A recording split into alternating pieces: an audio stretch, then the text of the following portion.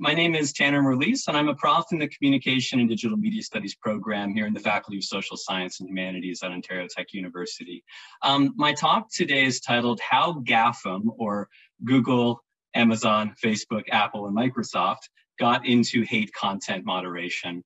And as of about 1 hour ago, the subtitle to the talk is Exporting an American Way of Dealing with Far-Right Hate Speech. A brief caveat on that point.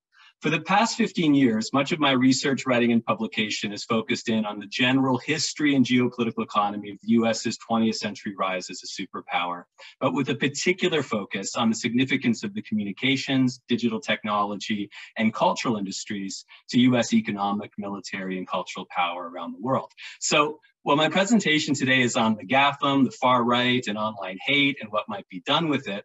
It is, of course, inflected with my longstanding interest in the US's global cultural power, which I'll probably remind you, if you don't already think about this already, is an ongoing theme in Canadian cultural policy discourse and in civil society here. So, in 2021, the United States was still the globe's most significant center of the internet, and Silicon Valley was its powerhouse. According to the Forbes 2021 Global 2000 list of the world's largest public companies, the US headquartered 81 of the world's largest tech giants, a sum that vastly outmatched China's 26, Japan's 15, and Taiwan's 13. Nowadays, Apple, Alphabet Google, Meta Facebook, Microsoft, and more are some of the biggest tech corporations in the world. Valuated in the billions, they own vast intellectual property rights to digital hardware and software, websites, app services, and very much the means of producing, circulating, and exhibiting digital content, including vast archives of content itself. So in addition to headquartering the globe's biggest tech companies, the United States today, and I don't say this lightly, may also be home to the world's largest far-right movement. After the January 2022 Capitol Hill attack, the American far-right can no longer be conceptualized as simply a fringe or an un-American basket of deplorables, set apart from major American institutions. After all, the worldview of those who organized and took part in that quasi-insurrection was gestated very much by the Trump presidency, by vast sort of entities within the Republican Party, by networks of well-funded think tanks, by Fox, by America One News and other TV news outlets, by talk radio networks, and by thousands of interlinked right-wing websites spread across the internet, minor, major, and everything in between. So, a bit of a paradox, the global expansion of ostensibly liberal progressive Silicon Valley internet companies has let the reactionary American far right virtually reach out to and influence the world. So when platforms like Facebook, YouTube, and Twitter expanded from the United States into other countries in pursuit of new users to aggregate, new subscriptions to sell, and new sources of ad revenue to accumulate, they created cross-border bridges, networked together billions of people, and opened people's hearts, minds, and screens all over the world to many things, some of them good, but also quite bad, such as the American far-right's hate speech. Not the global village we all hoped for. Of course, it would be simplistic to suggest, as the theory of American platform imperialism does, that there is only a one-way right-wing flow of digital media from the United States to the rest of the world, with no reciprocal influence or cross-pollination of resentments, grievances, and hatreds. As Dr. Perry and Dr. Scrivens, who presented earlier today, show in Right-Wing Extremism in Canada, an excellent book if you haven't read it already, Canada has its own homegrown far-right. And today, many mainstream parties, politicians, public intellectuals, influencers, movements, and media are certainly part of that and growing. Though national in outlook, they may have global effects. For example, various Canadian far-right actors, such as white nationalists, Alberta First Separatists, QAnon anti-vaxxer conspiracy theorists, and People's Party of Canada front groups, launched the Freedom Convoy of truckers, which has been occupying Parliament Hill in Ottawa. And they've also inspired American far-right thinkers like Donald Trump, who just a few days ago praised the Freedom Convoy for, quote, doing more to defend American freedom than our own leaders by far have, end quote. Republicans like Marjorie Taylor Greene, Fox News pundits like Tucker Carlson, social media influencers like Ben Shapiro, along with thousands of right-leaning normies have amplified this Freedom Convoy message. As one morning headline put it today, quote, Ottawa truckers convoy galvanizes far right worldwide, end quote. Even still, although there may be a two-way flow, it's certainly not a reciprocal one. Much online hate is created by American far-right sources and then spread across borders around the world by sites owned by Silicon Valley tech companies. Far-right actors have used and abused these sites and services of Meta's Facebook, Instagram, and WhatsApp, Google's YouTube, Amazon's Twitch, as well as Twitter, Gab, Discord, Parler, Telegram, and more, to do a lot of different things to advance their cause. And Dr. Scrivens mentioned this a little bit earlier. I'll just sort of repeat with a quick snapshot. So these far-right actors have used these platforms to create their own pages, profiles, and channels. They've publicized themselves and their ideology far and wide. They've become more audible and visible in mainstream sort of networks and to mainstream audiences. They've connected with, interpolated, and groomed new recruits, often very young ones. They've mobilized and coordinated members for rallies and protests that bleed over sort of these platforms into the streets, into people's communities. They build virtual communities within and across territorial nation states, forming strange authoritarian nationalist internationalisms. They benefit from algorithmic echo chambers and filter bubbles that reproduce their ideology routinely. They spread propaganda, memes, posts, messages, articles, and videos. They fundraise. Remember, over $10 million was raised on GoFundMe for the truckers convoy. They produce and consume harmful and hateful speech. They troll, dox, target, swarm, intimidate, harass, and bully opponents, and in some instances, they even train for attacks. Nonetheless, despite these problems, and due to lots of probing, prodding, and protests by nonprofit research institutes, centers that monitor the far right's online hate, non-US governments that wish to stop the spread of digital hate within their jurisdictions, activist campaigns that counter the far right's hate, global shareholders that do not want their investments to back hate movements, international advertisers committed to protecting their clients' brand image or reputation from the taint of digital swastikas, and the millions of normies who wish to use social media sites and services without being exposed to far right hate. Silicon Valley's big tech corporations have established and started to operationalize what I call hate content moderation apparatuses. They now investigate hateful interactions and expressions on their sites, ban hate-filled user accounts, and delete millions of pieces of hateful content. For example, Google, Apple, Facebook, Amazon, and Microsoft have developed hate speech policies, and they've enforced these against hateful user behavior and expressions. So examples for in 2020, Google's YouTube terminated over 25,000 hate-filled channels, ridding the site of the white nationalist Richard Spencer, who was one of the organizers of the major Unite the Right event. Apple deleted some white power bands, playlists, and tracks from iTunes. In the second quarter of 2021, Facebook removed 31.5 million pieces of hate content. Amazon removed some product listings by white supremacist vendors from its online store, including neo-Nazi t-shirts and merch like books and keychains and other propaganda like Greg Johnson's The White Nationalist Manifesto. And Microsoft has even threatened to stop hosting sites like Gab unless they remove anti-Semitic and hateful posts. So in general, GAFAM's hate speech policies are expected to be enforced by users who are invited to self-police the platforms and search for and report potentially hateful content to an algorithm.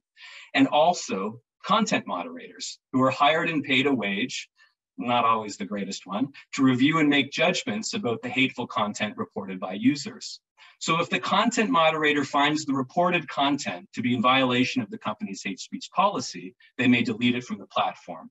If they determine a user's conduct transgresses that policy, they may issue a warning, suspend their account, or simply banish them. So is this effective? GAFAM's hate content moderation efforts have disrupted, certainly, many far-right influencers and entrepreneurs by denying them a massively populated platform from which to speak and spread their hate. Yet in themselves, they're no panacea for the social problem of the far right's online hate, which, as we know, continues to grow. 3 reasons why this is so, or maybe they're just conjectures or theses. First, GAFAM's reliance upon their users to enforce hate speech policies may not be the only or the best way to purge hate from platforms, because most people use these sites for entertainment, not because they wish to police the speech and behavior of white nationalists or neo-Nazis.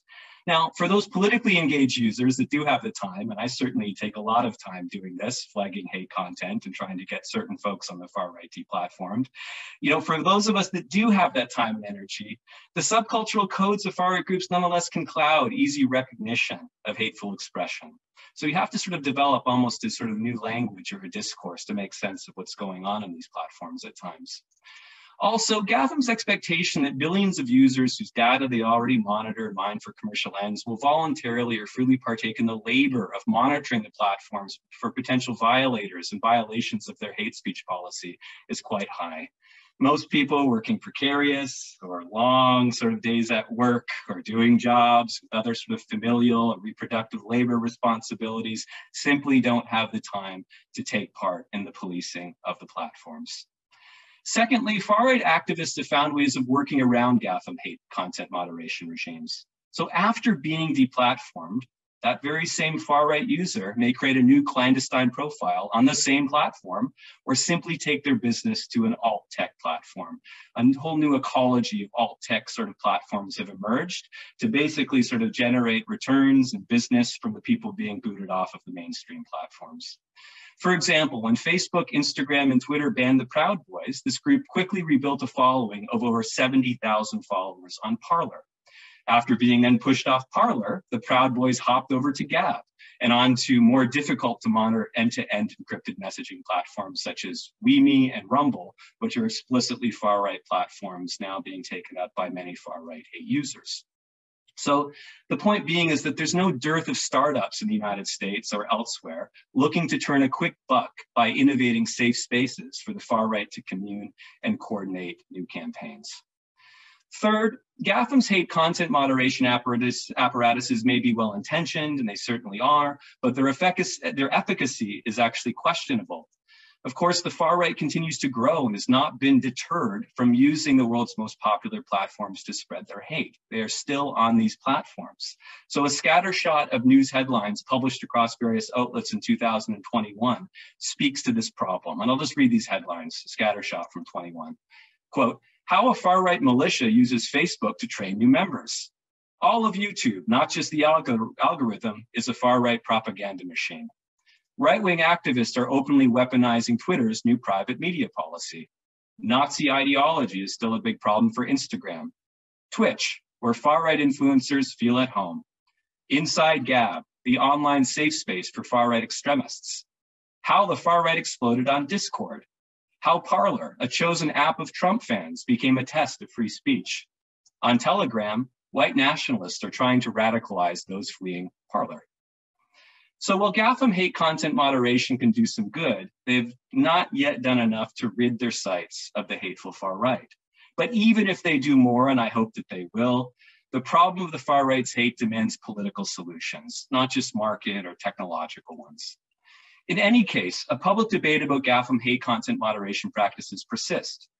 But what structural conditions have enabled these tech corporations to get into the business of managing and moderating what their users do and say?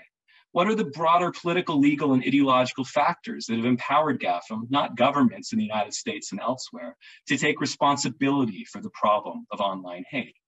Well, the answer to that question is largely the US federal government's laissez-faire or cyber-libertarian approach to internet governance, which is enshrined in US federal communication law, policy, and regulation.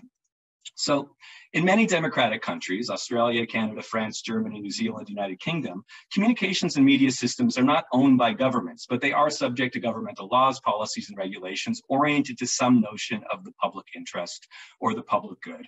It's not just all free markets all the time for everyone everywhere. There's a balance of these sort of market imperatives with other ones, cultural, public interest, and so on. The US also have this sort of sentiment, but over the years, it's been chipped away, and very, very much it is operating on the basis of sort of laissez-faire. So in some of these countries, governments overly prohibit the free flow of hate speech in the print media and radio and TV broadcast and on the internet. The United States, however, seems to be an exception to this mode of doing hate speech rules. So in the United States, the federal government's establishment of hate speech laws on the GAFAM would likely be deemed unconstitutional. While the Constitution does not protect speech that incites imminent lawless action or true threats, The First Amendment largely protects the rights of American citizens, including the corporate citizen, to express hatred toward one another and hear it. The US Supreme Court has long ruled that hate speech is protected free speech. So in the federal judicial main, where negative liberty is privileged over positive liberty, the American citizen's right to be free from state censorship of speech defined as hateful trumps the citizen's right to be free of hateful speech that targets, harms, or afflicts them. Also, the US Federal Communications Commission takes a hands-off approach to the problem of hate speech in communication and media. The FCC's own website clarifies it will not censor messages or images by TV or radio networks, stations or channels, their workers or their guests that may be perceived as, quote, extreme. Nor will the FCC prohibit the flow of statements that may, quote, criticize, ridicule, stereotype, or demean individuals and groups because of their religion, race, nationality, gender identification, sexual orientation, or other characteristics of the group or individual. Barred by law from censoring any point of view, the FCC's laissez-faire approach enables everyone from Walt Disney to Twitch to freely decide for themselves and for society as a whole the content of the digital communications flowing through the networks, channels, and platforms they own. They may also prohibit or censor voices for whatever reason they decide. Overall, this federal cyber libertarian approach to communication and internet governance has empowered companies to govern themselves along with the content they produce and circulate. The cyber libertarian framework extends to the internet service providers and other digital service firms in Silicon Valley. So in Reno versus ACLU, 1997, the US Supreme Court ruled that speech on the internet is entitled to the highest level of First Amendment protection.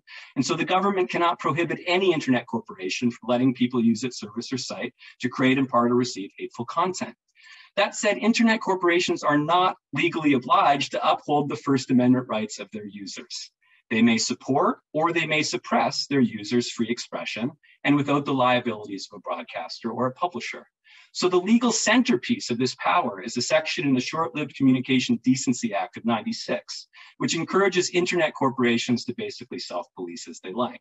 Section 230 lets internet corporations claim the right but not the responsibility to remove a user's and delete their content, and largely protects these corporations, as Tarleton Gillespie sort of points out, from as much legal liability as possible while ensuring they have the most discretionary power.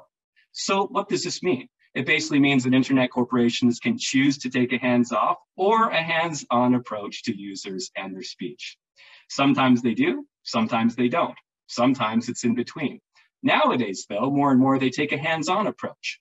By requiring users to click I agree or I accept to terms of service and defining appropriate and inappropriate communicative behavior and expression via community guidelines and hate speech policies, these corporations decide what is and is not hate speech and what is and is not permitted on their platforms. Given that GAFAM were incubated in the United States, are headquartered in the United States, abide by the laissez-faire thrust of US federal law, policy, and regulation, and concretize a cyber libertarian cultural ethos that is all the rage in Silicon Valley, despite the tech backlash of the last 5 years, these companies have been empowered to get into the business of hate content moderation, sans any pretense that a government can or should play a direct role in that process. As they and the American far right travel the world, they spread laissez-faire models of internet governance, its political legal arrangements, and related cultural norms and values into other countries. And as they embed themselves elsewhere, non-American governments, policymakers, and communities may struggle to do things differently or to carve out their own sovereign approach to governing online hate. So wrapping up now, the Canadian case is kind of illustrative, where we have tools to govern online hate, but infrequently use them with any great effect. So the Canadian Charter of Rights and Freedoms protects freedom of expression within reasonable limits. But I take the far right's hate speech to be an unreasonable affront to Canada's multicultural democracy and a threat to the freedom of Canadians. And yet this far right hate speech freely flows in and out of Canada via these social media platforms run out of the United States. The Canadian Criminal Code prohibits hate propaganda, and the CRTC's Unamended Broadcasting Act does not tolerate the transmission of programs full of hate speech by radio and TV broadcasters. Legislation pertaining to the governance of online harm is, of course, still in development. But for now, the far right's hate speech freely flows in Canada across Twitter, Twitch, and other American platforms. While the federal government has some policy tools for dealing with online hate, it has for too long followed the United States' cyber libertarian approach, exempting the internet, exempting social media platforms from these considerations. For the short term, US-based and globalizing tech giants will continue to universalize a particular American mode of dealing with the problem, the social problem of online hate. But with Parliament reopening public discussion about what to include in a new bill to limit online harm, the situation may be changing. And as it does, we can unfortunately expect the international far right to mobilize a vast populist backlash against all government efforts to restrict its supposed freedom of hate and freedom to hate people in Canada and elsewhere. So that's my take on how the GAFAM got into online hate content moderation, or the American way of dealing with hate speech on the internet around the world. Thanks very much.